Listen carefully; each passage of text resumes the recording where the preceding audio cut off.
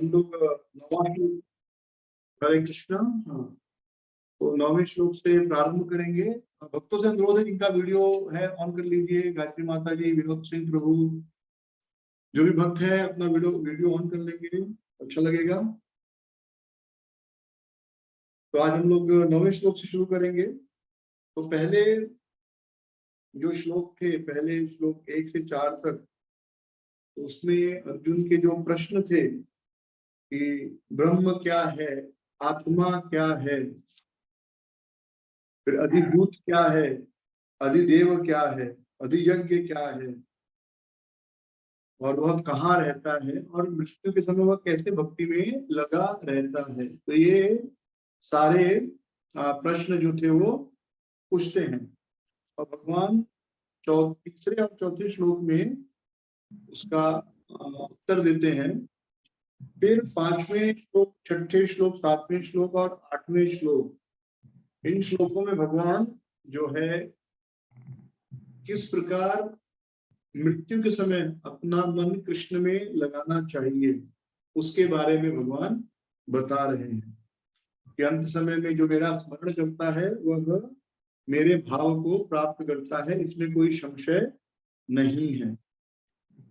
फिर 6ठे श्लोक में भगवान कहते हैं कि जो जिस भाव को ध्यान करता है उसे वैसा प्राप्त होता है, तो इसमें कोई संशय नहीं है।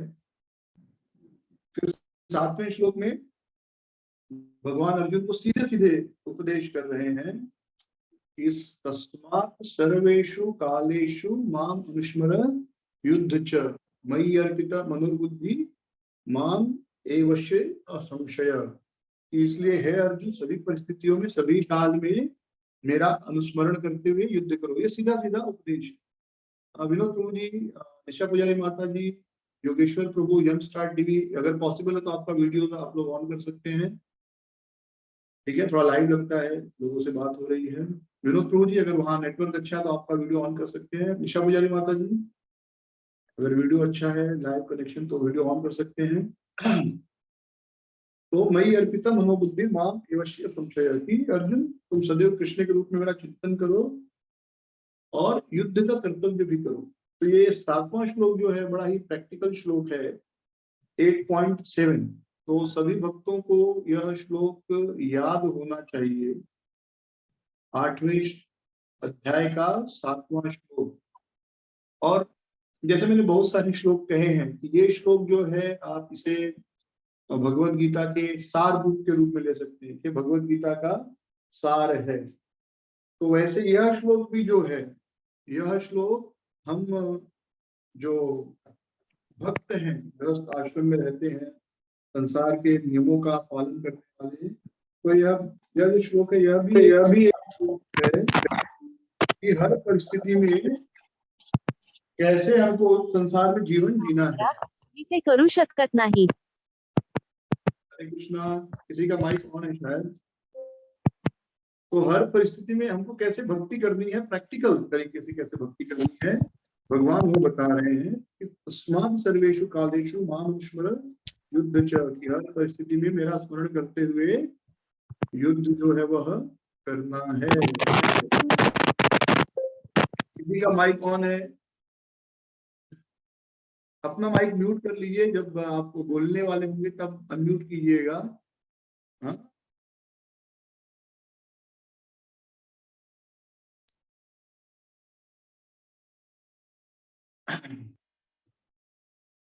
आवाज क्लियर आ रही थी? ये लगा दे और अच्छी आएगी। हरे कृष्ण। तो हर परिस्थिति में मेरा ध्यान देते हुए युद्ध करना।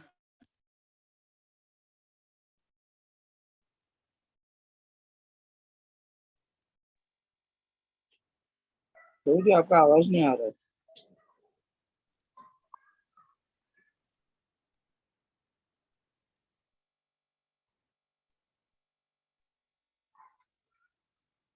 हरे कृष्णा प्रभु जी, आपकी आवाज नहीं आ रही है।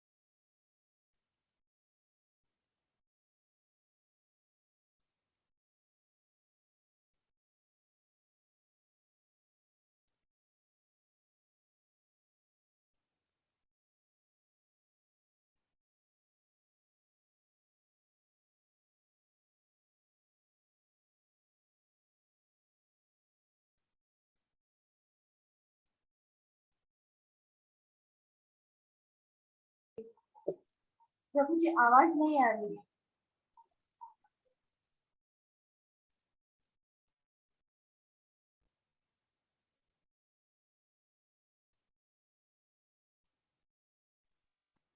हरे कृष्णा। हरे कृष्ण प्रभु जी, आपकी आवाज नहीं आ रही है। आ रही है। अरे, हम लोगों को नहीं आ रही है। हरे कृष्णा प्रभु जी, आवाज नहीं आ रही है। अच्छा, बहुत लोगों को नहीं आ रही है। आवाज नहीं आ रही है।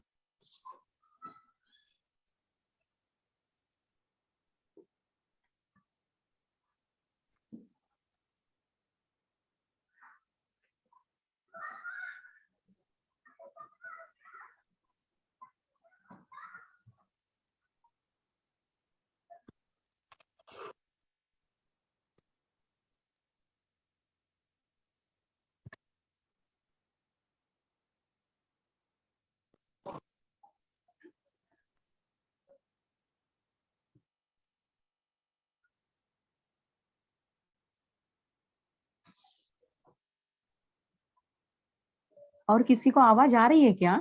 नहीं माता जी, मुझे भी नहीं आ रही है ना, नहीं आ रही है ना। आवाज निशा निशा माता जी को आ रही है। निशा माता जी, आपको आ रही है अभी भी आवाज? नहीं, अब नहीं आ रही है। अच्छा,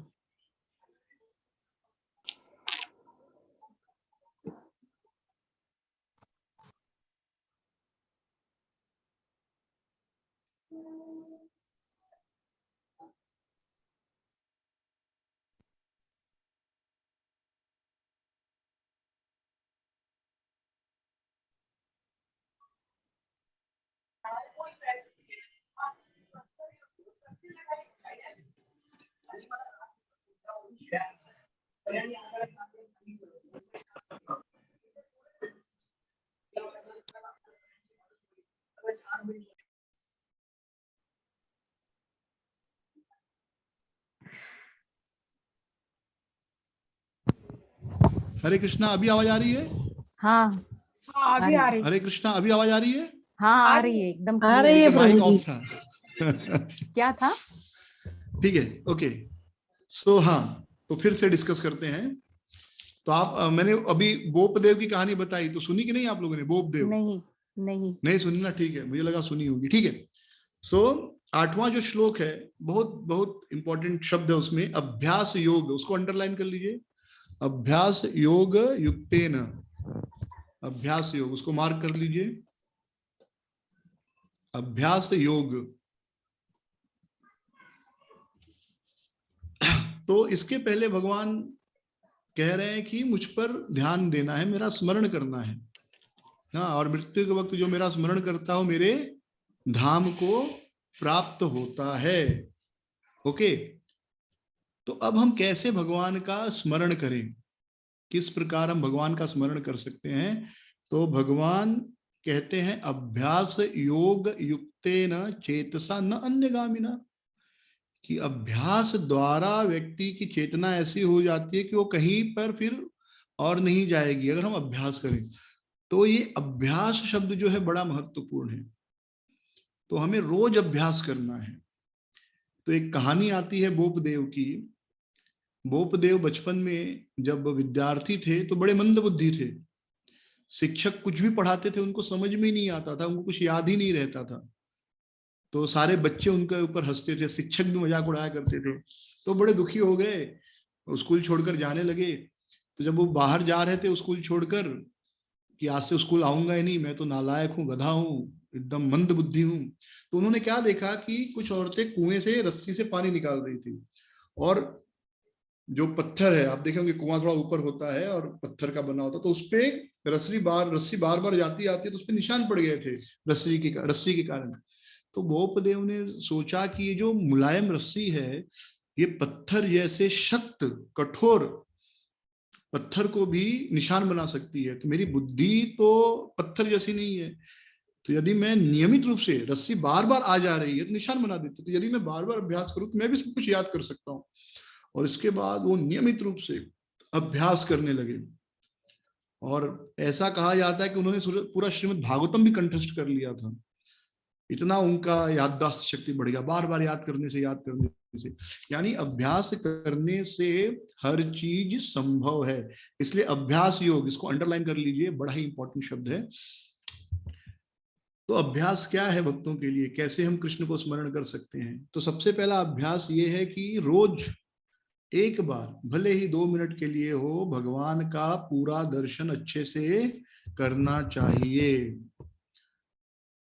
प्रतिदिन नियमित रूप से नख से शिख तक अच्छी तरह एक बार भगवान का दर्शन करना चाहिए। ये प्रण होना चाहिए। अभ्यास का एक नियम क्या होता है कि वह रोज होना चाहिए, उसमें ब्रेक नहीं होना चाहिए, एवरीडे, रेगुलरली। तो रोज करेंगे अभ्यास तो ये संभव है। तो रोज भगवान का दर्शन करना चाहिए, अभ्यास योग युक्तेन। ठीक है। दूसरा अभ्यास क्या है? नियमित रूप से जप करना। तो रोज 4 माला या 8 माला या 16 माला अच्छे से जप करना। तो एक साथ हम 16 माला जप नहीं शुरू कर पाएंगे, तो मतलब जब कर भी रहे तो ध्यान से नहीं कर पाएंगे। तो इसलिए कम से कम पहला माला जो है बड़े ध्यान से करना चाहिए। पहला माला जब बड़े ध्यान से करना चाहिए, और फिर दूसरा माला धीरे धीरे हम 2 माला अच्छे से करने लगेंगे, फिर 3 माला। तो पहला माला जब बड़े ध्यान से पूरा पूरा ताकत लगाकर पहला माला जप करना चाहिए। फिर बाकी माला जैसे हो रहा है ठीक है। फिर थोड़ा समय के बाद आपको पहला माला अच्छे से होने लगेगा, फिर दूसरा माला और अच्छे से करना शुरू करना चाहिए। इस ऐसा करते करते एक दिन आएगा, अभ्यास करते करते, कि आपका 16 माला भी बड़े अच्छे से होगा। लेकिन एक ही दिन आप करेंगे तो नहीं होगा। तो अभ्यास का नियम क्या है? पहला, रोज होना चाहिए। दूसरा अभ्यास का नियम है कि एक साथ ही सब कुछ नहीं होता, एक ही दिन में सब कुछ नहीं होने वाला, बराबर। ये भी अभ्यास का एक रूल है प्रैक्टिस का।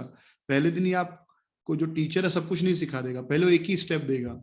एक स्टेप आप सीख जाओगे अच्छे से, तब दूसरा स्टेप देगा, दूसरा स्टेप आप सीख जाओगे तो तीसरा स्टेप देगा। ये प्रैक्टिस का रूल है।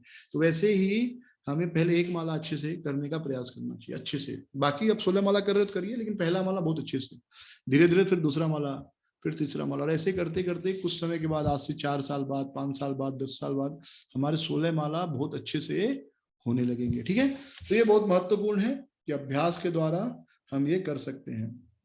अब 9वां श्लोक जो है बड़ा ही सुंदर है। तो आप लोग ध्यान से सुनिए और म्यूट पे रखिए और मेरे पीछे पीछे दोहरा सकते हैं।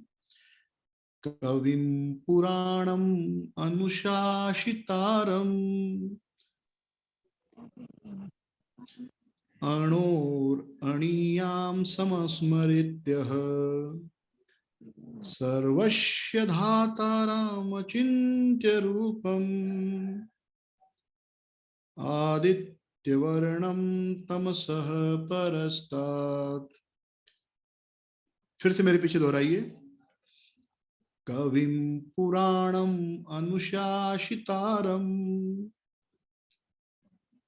अणोरणीयां स्मरिद्यः सर्वस्य धातारामचिन्त्य रूपम् आदित्यवर्णं तमसः परस्तात्। अब देखिए ये श्लोक जब आप हिंदी में पढ़ेंगे, हिंदी वाला लेंगे, तो इसमें आप देखिए पहला शब्द है कविम, फिर पुराणम, फिर म आधा हो गया और अ लिया गया है, और अ से शुरू होगा अनुशासितारम, तो र तक ही है, फिर म अगला लाइन में आया है। तो ये म को 2 भाग में डिवाइड करेंगे, आधा म और अ की मात्रा। तो म सितारम के साथ चले जाएगा, तो अनुशासितारम हो जाएगा।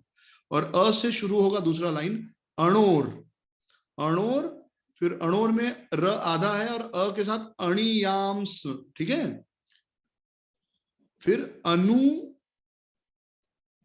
अणो, अणोर, अणियांस, सम, फिर न का ऊ लगेगा तो अनुस्मरेद्य। ये अंतिम में घ जैसा दिख रहा है ना, वो द और य दोनों है। एक शब्द दिख रहा है, 2 बिंदी लगा है और घ जैसा लिखा है, दिख रहा है आप लोगों को? ध्यान से देखिए अपने बुक में।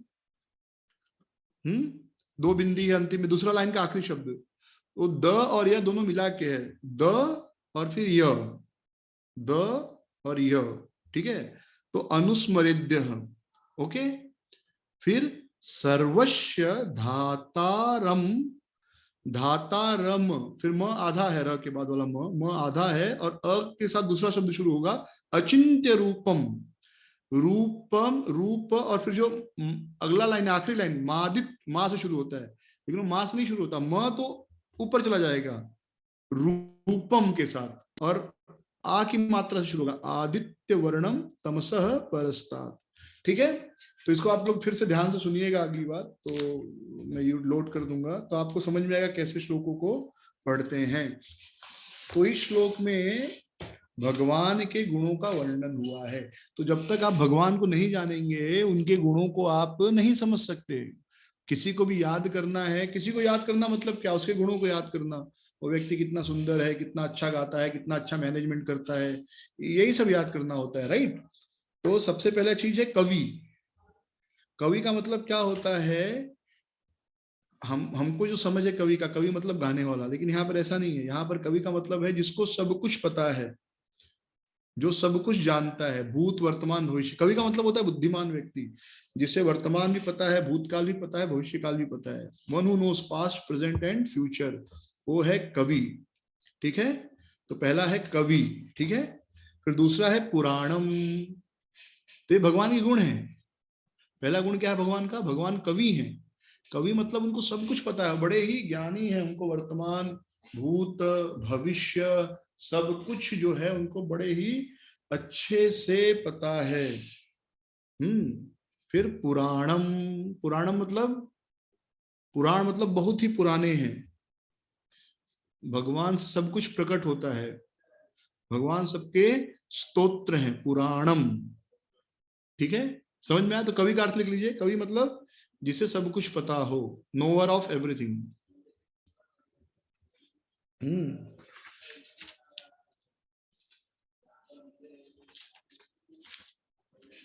जिसे सब कुछ पता हो। फिर पुराणम मतलब ओल्डेस्ट, सबसे पुराना। तो भगवान जो है सबसे पुराने। वास्तव में इस पे डिबेट हो सकती है, क्योंकि भगवत गीता में भगवान कहते हैं कि हम सब हमेशा से थे, हमेशा से हैं और हमेशा रहेंगे। तो यानी कोई ऐसा समय नहीं था कि भगवान थे और हम नहीं थे।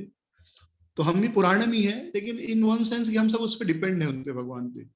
तो ये एक समझ ले सकते हैं। तो पुराण, भगवान सबसे पुराने हैं। फिर तीसरा शब्द है अनुशासितारम। अनुशासितारम, अनुशासन करना, सुना होगा आपने सब, अनुशासन। तो उसी से बना है अनुशासितारम। अनुशासन मतलब क्या होता है, कंट्रोल करना, नियंत्रण करना। तो भगवान क्या है, सबके कंट्रोलर हैं, कृष्ण सबके नियंता हैं। तो तीन गुण हमने पढ़ लिया, क्या, कवि, भगवान कविम है, पुराणम है और अनुशासितारम है। ये तीन गुण हमने पढ़ा। ठीक है, ओके। फिर अणोर। अणोर मतलब अणु की तुलना में, अणु और परमाणु आप सबने बचपन पढ़ा होगा, एटम, न्यूक्लियर, ये सब पढ़ा होगा, राइट। तो अणु यानी जो एटम होता है, एटम से भी छोटे हैं। अणु अणियासम, छोटे से भी छोटे हैं। भगवान स्मॉलर देन द स्मॉलेस्ट हैं। भगवान छोटे से भी छोटे हैं। हर, कैसे छोटे, भगवान हर एटम के अंदर भी रहते हैं, इसलिए वो छोटे से भी छोटे हैं। फिर क्या है उसके बाद, अनुस्मरेद्य, जो इस प्रकार भगवान के बारे में सोचता है। कैसे, कि कृष्ण को सब कुछ पता है। हमको भगवान का चिंतन कैसे करना चाहिए, इस अवस्था में। इस अवस्था में हम भगवान को अपने पति या पिता या प्रियतम या दोस्त के रूप में नहीं चिंतन कर सकते, क्योंकि अभी तक हमने कुछ किया नहीं उनके साथ खेले नहीं, कूदे नहीं। मतलब पहले खेले कूदे होंगे, लेकिन वो तो भूल जाओ, तो याद नहीं है। तो इस समय तो प्रैक्टिकल नहीं है ना उस सब, कि भगवान मेरे मित्र हैं, सखा है, बालक हैं। अभी हम उनको किस रूप में याद कर सकते हैं, अनुस्मरेद्य। कैसे याद करना है, कि भगवान को सब कुछ पता है। कविम, पुराणम, बहुत ही भगवान पुराने हैं, सबको अपने कंट्रोल में रखते हैं और छोटे से भी छोटे हैं। अणोर, अणोर। फिर उसके बाद अणियासम, छोटे से भी छोटे हैं। फिर सर्वस्व धाता राम। धाता, माता, पितामह। धाता मतलब पालन पोषण करने वाला। धाता, महतारी बोलते ना, महतारी, वो सब धाता से ही आया, धाता, महतारी। महतारी मतलब माँ, माँ को महतारी बोलते हैं, माँ पालन पोषण करने वाली। तो उस वैसे ही कुछ क्लोज शब्द है धाता। धाता मतलब सबका पालन करने वाला। सर्वस्व धातारम, जो सबका पालन पोषण करते हैं। भगवान सबका पालन पोषण करते हैं। और अचिंत्य रूपम। अचिंत्य रूपम यानी भगवान का जो रूप है वह अचिंत्य है, हम कल्पना नहीं कर सकते।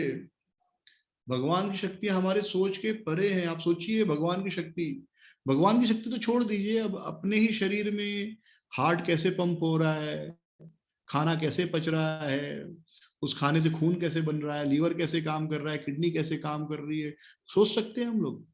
तो जब वही नहीं सोच सकते तो उसको बनाने वाला जो है उसको कैसे हम सोच सकते हैं, राइट? तो अणोर अणि सर्वस्व धाताराम अचिंत्य रूपम, तो जो भगवान के अकल्पनीय रूप है, उनका स्वरूप है। और आदित्य वर्णम, भगवान का जो वर्ण है वो कैसा है, सूर्य के समान चमक रहे हैं। तो रूपम से एक और अर्थ समझ में आता है, रूपम था अचिंत्य रूपम, रूपम यानी उनका जो स्वरूप है, यानी भगवान एक व्यक्ति है। भगवान क्या है, एक व्यक्ति है। रूपम, रूप है ना भगवान का, रूप है मतलब वो भक्ति है। तो ये कोई कहे भगवद्गीता में कहाँ बताया गया कि भगवान पुरुष है, तो ये अचिंत्य रूपम आप शब्द दिखा सकते हैं, अचिंत्य रूपम, कि भगवान जो है उनके पास अचिंत्य रूप है, बहुत सारे रूप हैं। और एक नंबर बना कितना है, हाँ ओके गुड गुड, एक सेकंड, हाँ 2 दिन में अच्छा तक दिया नहीं है, ठीक है कोई नहीं। अचिंत्य रूपम, तो वो अचिंत्य अकल्पनीय रूप है।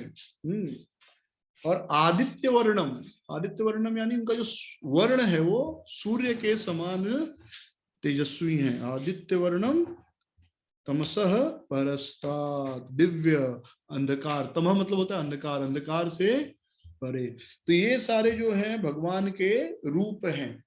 कविम पुराणम अनुशासितारम अणोर अणियाम स्मरुस्मृद्यः सर्वस्य धाताराम अचिंत्य रूपम आदित्य वर्णम तमसः परस्तात्। मैंने बहुत बार याद करने का कोशिश किया, ये श्लोक याद नहीं होता, लेकिन ऐसे पढ़ता हूँ तो फटाफट मतलब होता है बोलने के लिए, लेकिन बहुत बार ट्राई किया, लेकिन बहुत सुंदर श्लोक है। हाँ तो एक बार और रिपीट करेंगे फिर आगे बढ़ेंगे।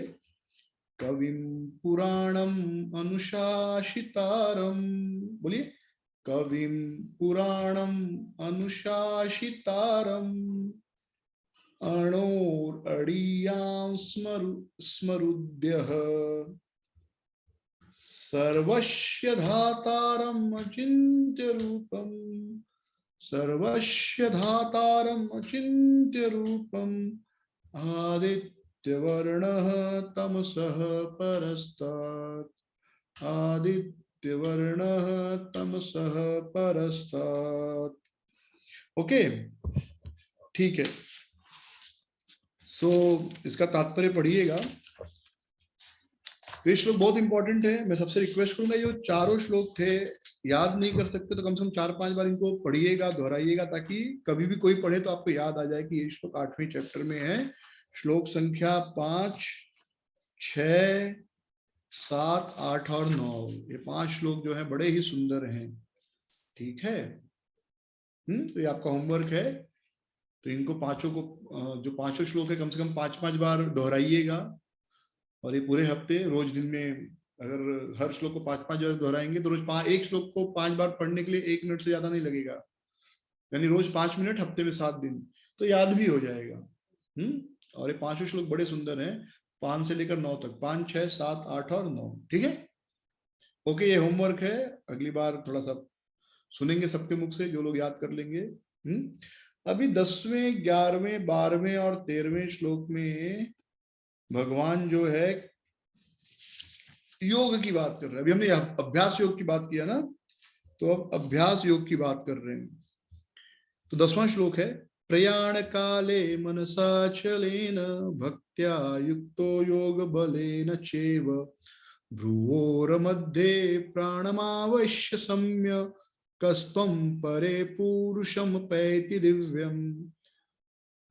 प्रयाण काले, मृत्यु के समय, मनसा अचलेन, मन को अचल करता है जब व्यक्ति, तो प्रयाण काले, मृत्यु के समय मन को अचल करना बड़ा मुश्किल है। तो भगवान बात कर रहे हैं कि जब उस समय व्यक्ति मन को स्थिर करता है, कैसे, भक्त्या युक्त योग बलेन चैव, योग बल के प्रभाव से, भक्त्या युक्त तो जो भक्ति में लगा हुआ है योग बल के प्रभाव से अपने मन को स्थिर कर लेता है भ्रुवोर मध्य, और ये जो है भ्रू है इसके मध्य में, भ्रुवोर मध्य प्राणम आवेश्य, जो प्राण है, तो जो प्राण होता है प्राण वायु में चलते रहता है। प्राण यानी थोड़ा सा कंफ्यूजिंग टर्म है, एक होती है प्राण वायु, प्राण अपान उपान समान और व्यान, ये 5 प्राण वायु जिसमें प्राण यानी आत्मा आप बोल सकते हो, वो तैरती रहती है, ठीक है।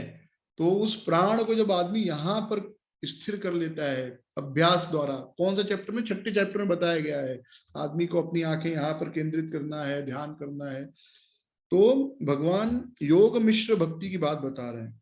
हाँ, हरि नाम जप कीर्तन का बात नहीं बता रहे, अभी इस विधि की बात बता रहे हैं कि जब योग शक्ति द्वारा अपने प्राण को यहाँ पर स्थित कर लेता है दोनों भवों के मध्य में, और उस समय परमेश्वर को, भगवान को स्मरण करता है, तो निश्चित रूप से वह भगवान को प्राप्त करता है, वह निश्चित रूप से भगवान को प्राप्त करेगा, ऐसे भगवान बता रहे हैं, ठीक है।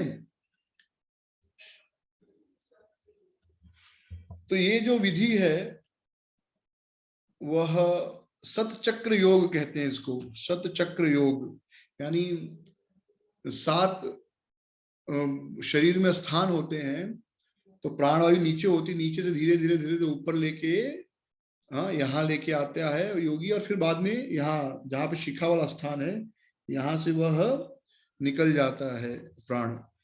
हाँ, तो शरीर में एक द्वार, एक यहाँ से जिसका निकलता है, आप देखो जो व्यक्ति मृत्यु, कहते हैं ऐसा कि मरते वक्त अगर आंखें खुली हुई हैं तो आदमी जो है वो उत्तम गति प्राप्त किया, उत्तम यानी स्वर्ग लोक को गया होगा या भगवत धाम चला गया होगा।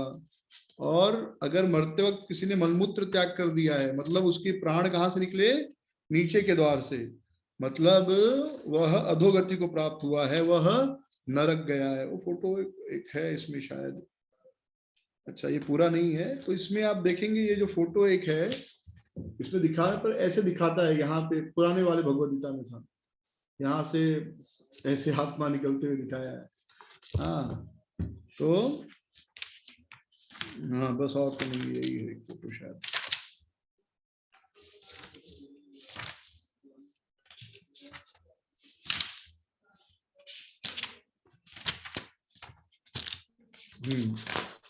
तो अगर मृत्यु के समय आंखें, कुछ लोग मरते तो आंखें खुली रहती हैं, मतलब उसका अच्छा गति हुआ है। मरते वक्त अगर उसने प्राण छोड़ दिए, मतलब मलमूत्र त्याग किया, मतलब अधोगति हुआ है, तो ऐसा शास्त्रों में समझा जाता है, ऐसा एक समझ है। तो यहाँ पर भी लगभग वही बात हो रही है। तो जो सतचक्र होता है उसमें व्यक्ति अपने प्राण वायु को नीचे से धीरे धीरे धीरे ऊपर की ओर लेकर आता है, ठीक है। अब 11वें श्लोक में जाएंगे, तो इसमें जो मुख्य, हाँ,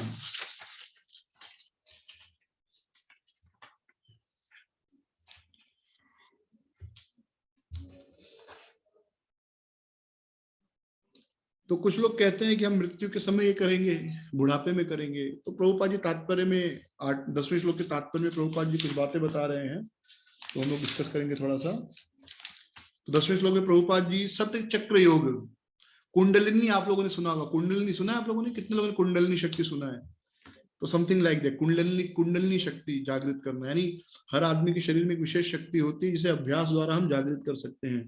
तो सत्य चक्र योग जो है उसके द्वारा धीरे धीरे प्राण वायु को नीचे से ऊपर ऊपर लाते, तो यहाँ पर लेके जाया जाता है, फिर यहाँ से वो भगवत धाम चली जाती है या स्वर्ग चली जाती है। योग बलेन, योग बल मतलब योग की शक्ति द्वारा। अब हम 11वें श्लोक पर जाएंगे।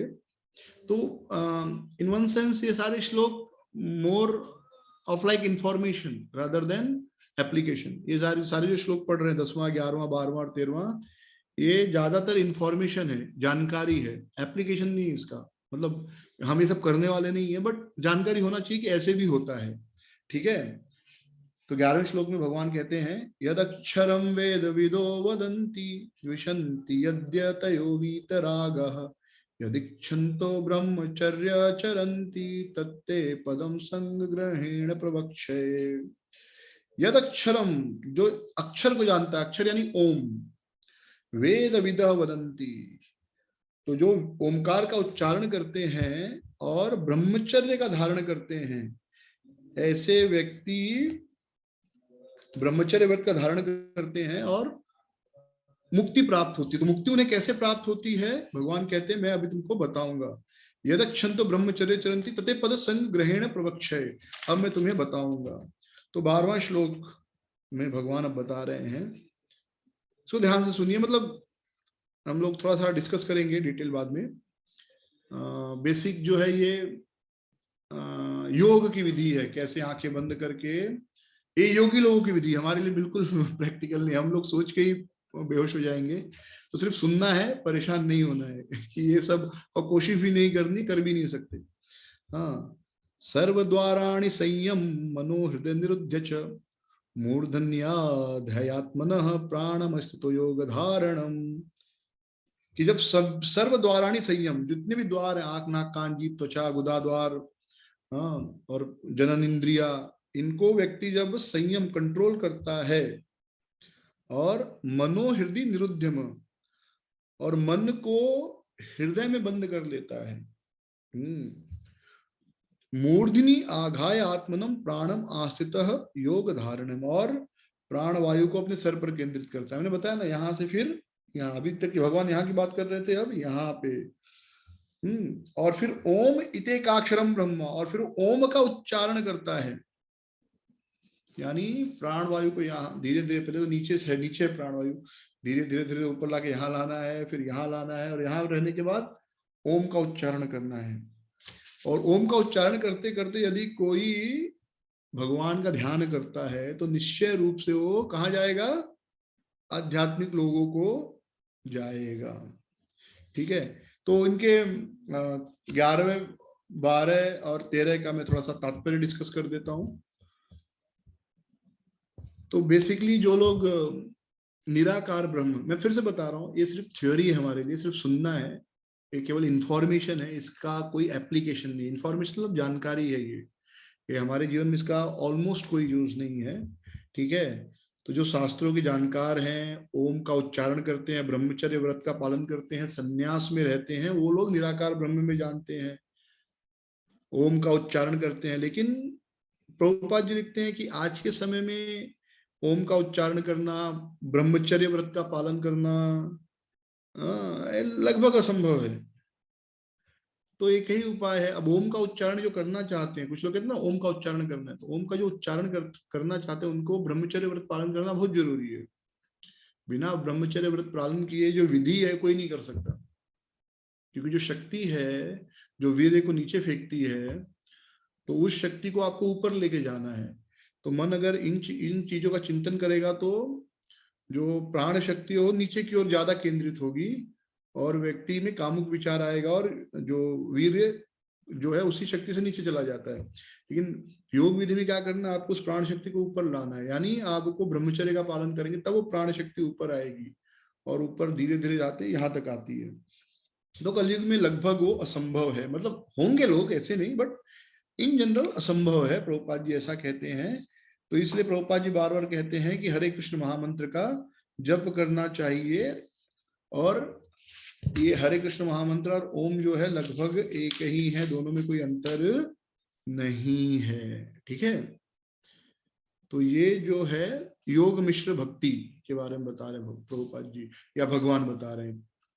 तो मैं फिर से कह रहा हूं, श्लोक संख्या 10, 11, 12 और 13, 9वें की बात नहीं कर रहा, 9 बहुत इंपॉर्टेंट है, हमको याद करना चाहिए, बार बार रिपीट करना चाहिए, पर 10, 11, 12, 13 ये जो 4 श्लोक हैं, ये it is more like information rather than application. ये जानकारी है, बस कुछ इंफॉर्मेशन होता है ना जिसका हमारे जीवन में कोई यूज नहीं होता, तो बस ऐसे ही है। और ये श्लोक आपको जनरली कभी किसी प्रचारक के मुंह से सुनने को नहीं मिलेंगे। आप कितना भी भगवद गीता का लेक्चर सुन लो, शायद कोई होगा भाई जिसको श्लोक सुनाना ही है कुछ ना कुछ, तो वो शायद कोई एकाक प्रचारक ये श्लोक सुना दे, नहीं तो ये श्लोक आपको किसी भी प्रचारक के मुंह से सुनने को नहीं मिलेगा। ये केवल उसी समय मिलेगा जब जो है आप क्या कहते हैं, जब हम पढ़ाई कर रहे हैं तब, बस बाकी ऐसे श्लोक सुनने को नहीं मिलेगा। ओके, तो अब 14, 15 और 16 इसमें भगवान शुद्ध भक्ति की बात कर रहे हैं, यानी डायरेक्ट भगवान के बारे में सोचना है। इसके पहले तक आपको योगिक विधि का पालन करना है। तो ये सब श्लोक आपको बार बार सुनने को मिलेंगे, 14, 15 और 16 वाले। तो अभी टाइम है 10 मिनट, तो एक श्लोक चर्चा कर लेते हैं 14वां नंबर का, फिर आगे का बाद में चर्चा करेंगे। इस पे ध्यान दीजिए। तो फिर से अगर आपको 10, 11, 12, 13 नहीं समझ में आया, कोई चिंता नहीं, कोई इसका समस्या नहीं, ठीक है, वो केवल इंफॉर्मेशन है, जानकारी है, उसका कोई यूज नहीं हमारे लिए। अब हम 14वें श्लोक पे जाएंगे, बहुत इंपॉर्टेंट है। मेरे पीछे आप लोग दोहरा सकते हैं। अनन्य चेताः सततम, अनन्य चेताः सततम, यो मां स्मरति नित्यशः, यो मां स्मरति नित्यशः, तस्याहं सुलभः पार्थ, तस्याहं सुलभः पार्थ, नित्य युक्तस्य योगिनः। तो इसमें जो पहला शब्द है अनन्य चेता, अनन्य, अनन्य चेता मतलब न अन्य, न अन्य मतलब कुछ दूसरा नहीं, अनन्य न अन्य, अनन्य चेतसा न अन्य। तो जो अविचलित मन से सततम सदैव, यो मां स्मृति नित्यश, जो मेरे अलावा किसी और अपनी चेतना को कहीं नहीं लेके जाता और केवल मेरा स्मरण करता है। अनन्य चेता सततम यो माम स्मृति नित्यश, और निरंतर मेरा स्मरण करता है। तस्याहम सुलभ पार्थ, नित्य युक्त योगिनः, उससे मैं, तस्याहम उस व्यक्ति को मैं सुलभ हूं, उस व्यक्ति के लिए मैं बहुत आसानी से मिल जाता हूं। किसको? जो बिना मन विचलित किए सदैव मेरा चिंतन करता है। यो माम स्मरति नित्यशः, नित्यशः मतलब हमेशा। तो हम कहेंगे हम तो हमेशा स्मरण नहीं कर सकते, तो आचार्यगण नित्यशः का मतलब बताते हैं नियमित रूप से, और प्रभुपाद जी तात्पर्य में भी वही लिखते हैं, वर्ड टू वर्ड, नियमित, रेगुलरली। तो जो श्लोक संख्या हमने ये अंडरलाइन की थी ना, 8वें का अभ्यास योग, तो जो अभ्यास योग शब्द है, अभ्यास योग मतलब नियमित रूप से, रोज। तो रोज भगवान का दर्शन करना, भले 2 मिनट के लिए हो, रोज भगवान का नाम जप करना, भले 1 माला कर रहे हो, रोज भगवत गीता या भागवतम पढ़ना, भले आप 5 मिनट पढ़ो या 1 श्लोक पढ़ो, लेकिन ये चीज रोज होनी चाहिए, नित्यशः, रोज, रेगुलरली। हाँ, तो भगवान वचन देते हैं तस्याहम सुलभ पार्थ, हे पार्थ उसके लिए मैं बड़ा ही सुलभ हूं, नित्य युक्तस्य योगिनः, वो नित्य मेरी सेवा में लगे रहता है। तो जो श्लोक संख्या 10 से 13 में बताया गया था योग विधि, वो भी सही है, लेकिन हम लोगों के लिए आसान नहीं है, इसलिए भगवान हमको ज्यादा सरल विधि दे रहे हैं। अब किसके पास समय है जंगल में जाए और ध्यान में बैठे पूर्ण ब्रह्मचर्य व्रत का पालन करे? आजकल संभव नहीं, आप बाहर जाते हो तो इतने स्त्री पुरुष इतने प्रकार के कपड़ों में रहते हैं, आकर्षक कपड़ों में, कि मन विचलित होना स्वाभाविक है। तो आजकल ब्रह्मचर्य का पालन करना बड़ा ही मुश्किल कार्य है, और अगर व्यक्ति ब्रह्मचर्य का पालन न करे तो योग विधि नहीं कर सकता। तो फिर ऐसे व्यक्ति के लिए गृहस्थ आश्रम में रहकर जब भगवान जो 14, 15 और 16 में बताएंगे वो ज्यादा आसान है, ठीक है। तो अब जो 14वां श्लोक है, इसमें भगवान, इसमें प्रभुपाद जी तात्पर्य में लिखते हैं, सबसे पहली चीज बताते हैं कि भगवान परम धाम की बात कर रहे हैं। जो लोग भगवान की सेवा करते हैं और उसे प्राप्त करना बड़ा ही आसान है। आसान है मतलब क्या? हमारी इच्छा होनी चाहिए। प्रभुपाद जी लिखते हैं हमारी तीव्र इच्छा होनी चाहिए भगवान को प्राप्त करने की, और जिसे ऐसी इच्छा होती है भगवान उसे बुद्धि देते हैं। ये बड़ा इंपॉर्टेंट चीज है कभी कभी हम सोचते हैं कि अरे मुझे तो कुछ समझ में नहीं आ रहा है, भक्ति कैसे करें, लेकिन भगवान उसी को बुद्धि देते हैं जिसे इच्छा होती है। ददामी बुद्धि योगम तम येन मां उपयांति ते, कि मैं उसे बुद्धि देता हूं कि वो मेरे पास आ सके। तो भक्ति में सबसे महत्वपूर्ण चीज है हमारी इच्छा। जिस व्यक्ति को जितनी तीव्र इच्छा है भगवत धाम जाने की, वह व्यक्ति उतना तीव्र गति से प्रगति कर सकता है। वह व्यक्ति, उस व्यक्ति को उतना भगवान बुद्धि देंगे, लेकिन हमारी इच्छा होनी चाहिए। तो इच्छा कैसी होती है, कैसी होनी चाहिए? अनन्य चेता, जो पहला शब्द है ना, अनन्य चेता, इसको अंडरलाइन कर सकते हैं। यानी हमारे सारे क्रियाकलाप भक्ति को केंद्र में रखकर होनी चाहिए। हम जो कुछ भी कर रहे हैं, यहाँ तक कि इंद्रिय तृप्ति भी। इसलिए वैष्णव में जो विवाह होता है, तो विवाह जो है उसका उद्देश्य है कि व्यक्ति संतान उत्पत्ति करे और साथ में अपने शरीर की जरूरतों को पूरा करे, क्योंकि शरीर की आवश्यकताएं होती हैं। लेकिन वह विवाह की विधि भी भक्ति बन जाती है, पति पत्नी भी भगवान की सेवा में लगे रहते हैं, और इस प्रकार पूरा का पूरा विवाह संस्था जो है, विवाह का जो उद्देश्य हो भक्ति में हो जाता है। तो यानी अनन्य चेता का अर्थ है हमारे कोई भी कार्य, चाहे वो संतान उत्पत्ति हो, विवाह हो, बच्चों का पालन पोषण हो, घूमना फिरना हो, वह भगवान से जुड़ी होनी चाहिए। कुछ ना कुछ तो भगवान से जुड़ा होना चाहिए उसमें, राइट। और फिर प्रभुपाद जी 3 जनों का बात करते हैं, कर्म योगी, ज्ञान योगी, हठ योगी, या आर्थ, जिज्ञासु, अर्थार्थी और ज्ञानी, जो हमने 7वें चैप्टर में पढ़ा, आर्थ, अर्थार्थी, जिज्ञासु, ज्ञानी। तो उनके बारे में प्रभुपाद जी बताते हैं। फिर प्रभुपाद जी सततम या नित्यशः की बात करते हैं। नित्य युक्तस्य योगिनः, चौथा लाइन का पहला शब्द, 14वें श्लोक की चौथी लाइन का पहला शब्द, नित्य युक्तस्य योगिनः, मार्क कर लीजिए। तो ये जो नित्य युक्त है, हाँ, नित्य युक्त, या दूसरे लाइन का आखिरी शब्द नित्यशः, इसका अर्थ होता है रेगुलरली, नियमित रूप से, जो हमेशा भगवान की सेवा में लगा रहता है। हमेशा थोड़े आरती करते रहेंगे, हमेशा थोड़े भोग लगाते रहेंगे, ऑफिस भी जाना है, काम भी करना है, बच्चों को भी संभालना है, तो वो सब करना है। लेकिन दिन में कुछ समय भगवान की आरती भी करनी है, भगवान को भोग भी लगाना है, भगवान के लिए श्रृंगार भी करना है, भगवत गीता भी पढ़ना है। तो दिन का कुछ समय फिक्स होना चाहिए जब हम वो सेवा करें। ठीक है, ये क्लियर है। और फिर प्रभुपाद जी 5 प्रकार की भक्ति बताते हैं, शांत रस, दास्य रस, साख्य, वात्सल्य और माधुर्य। तो इस पे तो हम लोग बहुत बार चर्चा कर चुके हैं। ठीक है, और प्रभुपाद जी बड़ी सुंदर बात बताते हैं कि जो भक्त की शुद्ध भक्त क्या करते हैं, जहां रहते हैं वहीं पर वृंदावन बना देते हैं। ठीक है, शुद्ध भक्त जहां होते हैं उसी स्थान को वो वृंदावन बना देते हैं। ओके, सो क्वेश्चन आंसर ले सकते हैं। अभी किसी को कुछ प्रश्न है तो क्वेश्चन आंसर हम लोग ले सकते हैं। आपका हाथ उठाइए, रेज योर हैंड्स, और कुछ क्वेश्चन है तो पूछ सकते हैं। या प्लीज किसी का तो अनम्यूट करके आप क्वेश्चन पूछ सकते हैं। कुछ नहीं समझ में आया कोई भी?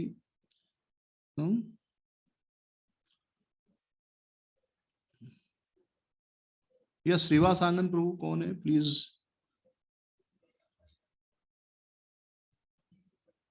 या श्रीवास आंगन प्रभु प्लीज आपको क्वेश्चन पूछिए।